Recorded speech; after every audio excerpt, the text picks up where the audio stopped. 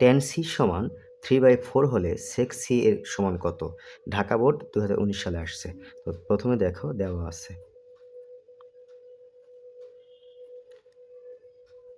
দেওয়া আছে tan c সমান 3/4।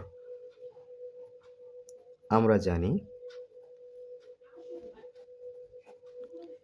জানি sec স্কয়ার সমান কি জানি 1 প্লাস tan স্কয়ার। ওকে, বা sec,